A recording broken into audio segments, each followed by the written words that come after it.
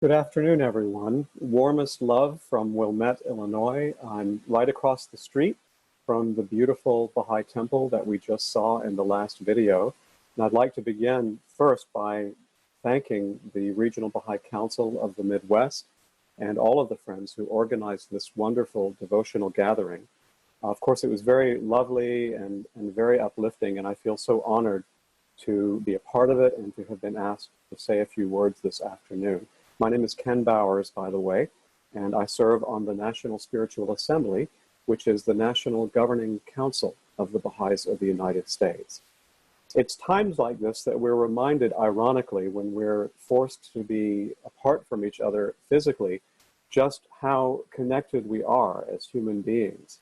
And no doubt all of our hearts, when we are turning to God and turning to each other in prayer, are thinking about that spiritual link and the social links that we all have with all of humanity. And so, as tragic as this adversity is, and certainly it is, with all of the loss and the grief and anxiety that we're experiencing, nevertheless can serve as an important reminder to us of who essentially we are as human beings, and of the need for us to be united with each other and to serve each other and look out for each other. That's true not only at the level of a family that is facing this crisis, but of course at the level of a city or a community. And we can even see the necessity in the entire world of a level of unity that helps to mitigate natural disasters or any other kinds of things that humanity may face together as challenges. So there's a need then for a pattern of life to emerge that embraces unity at all of these levels. Also, very fundamentally, I think, in times like this, again, in spite of the grief and the fears that times like this arise, we also are seeing such a marvelous capacity on the part of human beings for love and for courage and for service, for altruism. We think, no doubt, in our prayers every day of the people at the front lines of the war against this pandemic who are literally putting their own lives at risk by serving us in the medical professions and in other ways, all the way down to the grocery store clerks who are keeping the food on the shelves for us at their own personal risk. And then many others who are responding to this crisis in wonderful ways by serving the elderly, teachers who are coming up with wonderful and innovative means of continuing the education of children, and so on. And so we see these vast reservoirs of human potential that are there when they're properly tapped and properly channeled. And this is the essence of who we are as human beings. We truly are spiritual beings at heart, and not just physical beings, and beings that have the capacity to reflect God's love and God's mercy and his compassion to all of his children, regardless of who they are or where they come from. And so when we, as members of the Baha'i faith and as followers of Baha'u'llah, talk about the divine plan or pursuing the plan or advancing the plan, and we think in terms of systematization and core activities, community building, and so on, what we're really saying is that we're working at the systematization of love. That is, the systematic spread of love in action throughout our communities and throughout our country and throughout the world. A process whereby, through love of God and through obedience to his teachings, we connect with other human hearts and we work to build these human potentials, to ensure that every human being fulfills his or her own spiritual destiny as a child of God. And it's important to remember that, particularly at times like this, and I think indeed these times do remind us of the importance of what it is that we're actually doing. Another perspective that perhaps might be valuable at a time like this is to think in terms of the arc of human history. Baha'u'llah, the founder of the Baha'i faith, taught us that the story of humanity really is the story of our relationship with God, and that throughout our evolution on this planet, we have been led by him through the appearance from time to time down the ages of divine educators who, according to our capacities and our needs and the circumstances of the age in which they came, helped us in our spiritual and our social evolution in life on this planet, embracing higher and higher levels of unity. Unity of the tribe or the clan, for example, followed later by unity of the city-state, later unity in nations or of the nation-state. And now, Baha'u'llah said, we have come to a significant time in human history, one indeed that was foreseen by all of the prophets and messengers of the past, which is the era of the maturation of the world and the establishment of global unity. That is, a world living under divine law in which everyone is in unity and in peace and is able to participate in the advancement of society and fulfill their own potential, the meaning of this life. But this time in our history is not free from tests. In fact, one might, from one perspective, worry that we're actually nowhere near fulfilling that potential. But if we look, for example, over the course of the past century, what we might see is that human history is punctuated by a series of times of progress, and then maybe crises and setbacks and other times of progress. And it's this tumultuous interaction between our tests and our challenge, and then these steps forward that we take as humanity in the growing consciousness of our oneness that is the story of this stage of our history. There's a wonderful letter that the guardian of the Baha'i faith wrote in the 1930s to the American Baha'is, in which he describes this time of maturity. He wrote this: "The long ages of infancy and childhood through which the human race had to pass have receded into the background. Humanity is now experiencing the commotion invariably associated with the most turbulent stage of its evolution, the stage of adolescence, when the impetuosity of youth and its vehemence reach their climax, and must gradually be superseded by the calmness, the wisdom, and the maturity that characterize the stage of manhood. Then will the human race reach that stature of ripeness, which will enable it to acquire all the powers and capacities upon which its ultimate development must ultimately depend."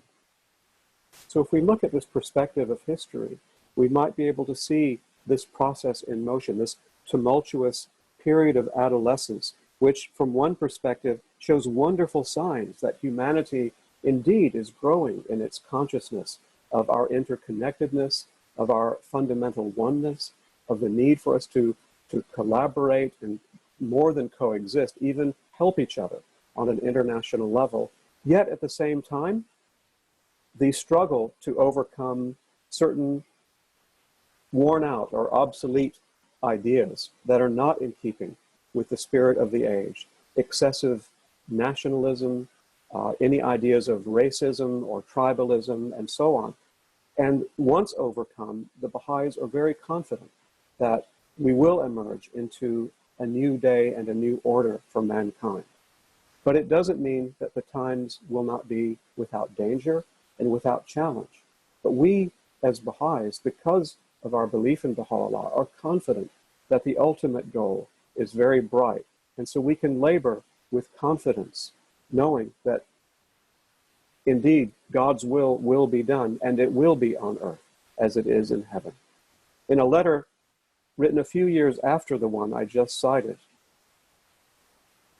Shoghiefendi talks about the spiritual forces that are at work in the world. On the one hand, that are harrowing up the souls of humanity and preparing them spiritually and mentally for the acceptance of our fundamental oneness and the ways that we need to live in accordance with that oneness. And on the other, the forces at work among the body of his followers who are working to build that new order. And this is what he had to say: "Dangers, however sinister, must at no time dim the radiance of their newborn faith. This is speaking of the Baha'is. Strife and confusion, however bewildering, must never befog their vision. Tribulations, however afflictive, must never shatter their resolve. Denunciations, however clamorous, must never sap their loyalty. Upheavals, however cataclysmic, must never deflect their course.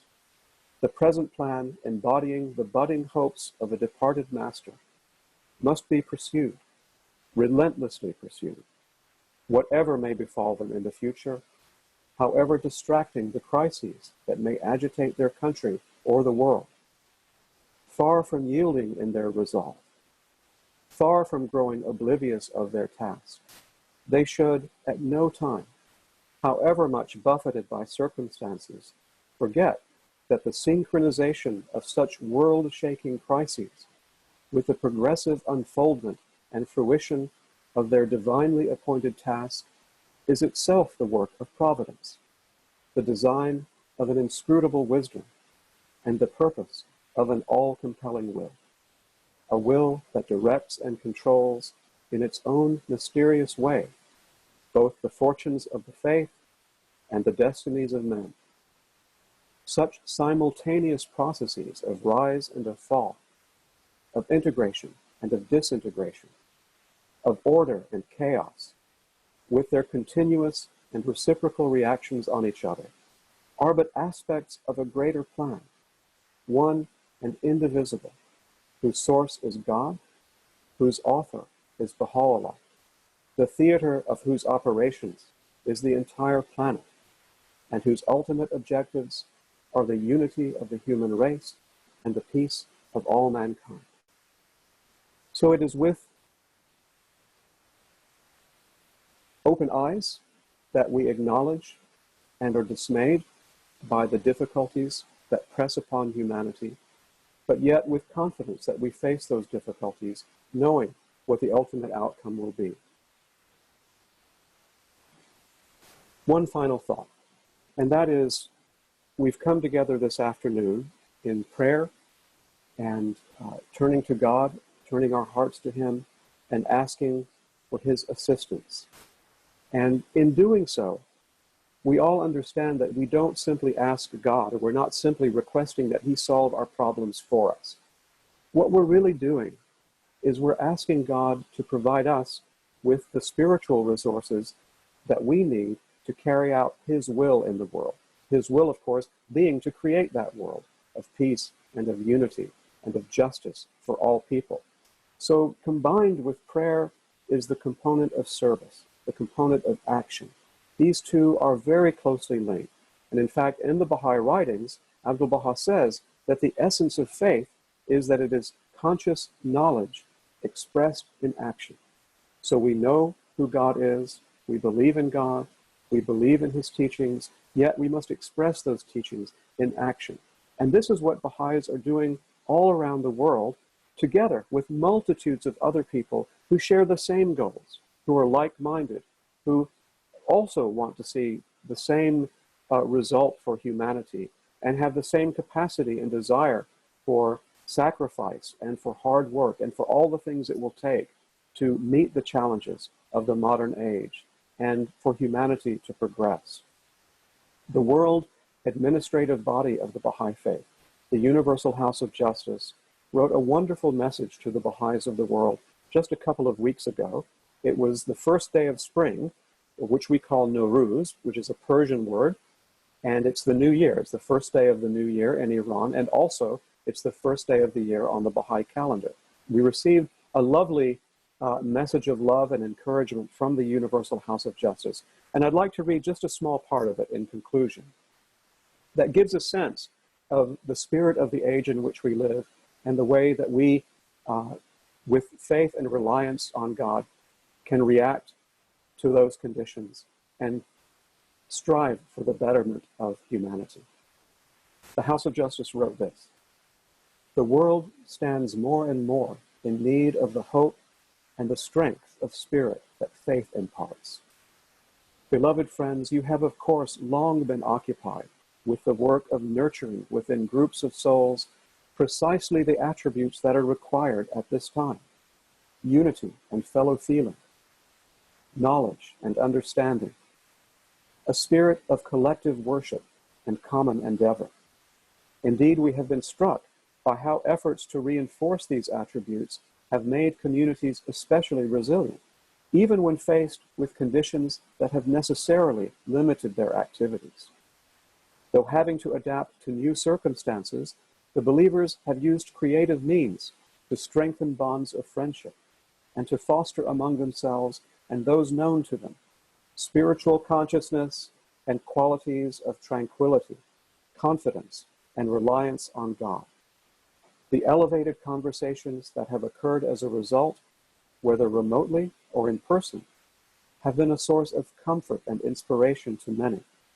Such efforts on your part provide a valuable service at this hour when many souls are perplexed and dismayed, unsure of what will be.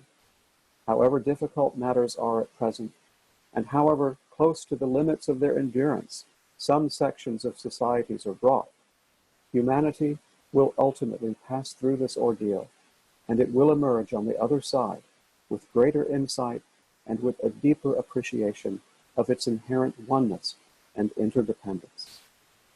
So friends, thank you so much once again for this invitation, and I end with the prayers and the deepest love of your National Spiritual Assembly. We're thinking about you every day, and we look forward to hearing the stories of what you achieve in the field of service. Thank you.